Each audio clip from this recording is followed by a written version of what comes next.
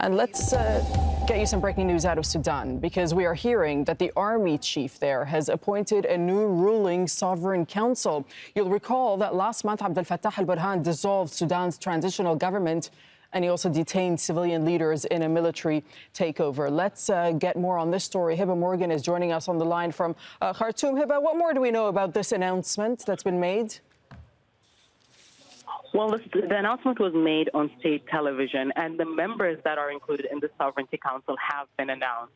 It includes General Abdel Fattah al-Burhan, who is the head of the Sovereignty Council, the same position he held in the previous Sovereignty Council, which he dissolved on the day of the takeover on October 25th.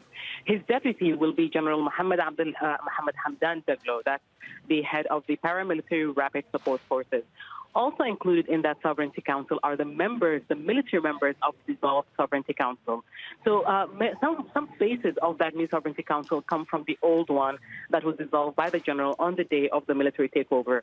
They're also members of the armed groups. They also retain their position as per Juba peace agreement signed between the transitional government, which was dissolved, and the various armed groups in the South Sudanese capital, Juba, in October 2015 and 2020.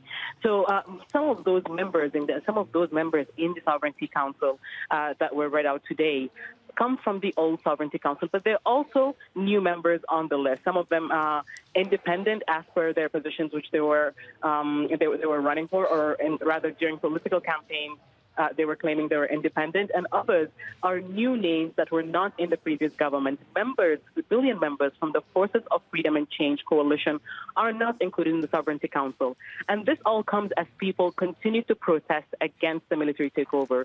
We've seen mass protests on October 30th against the military takeover, saying that they don't want the army to decide the governing pillars of this transitional government, and they've rejected the takeover and anything that would come with it. So this is likely to inflame the protest movement further. There has been calls and mobilizations for protests, for more protests rather, on November 13th. And if anything, with protesters angry at the takeover, it is likely that we will see this decision angering them more. Okay, and we will keep an eye out on the streets. Hiba Morgan, for the time being, thank you so much for that update from Khartoum.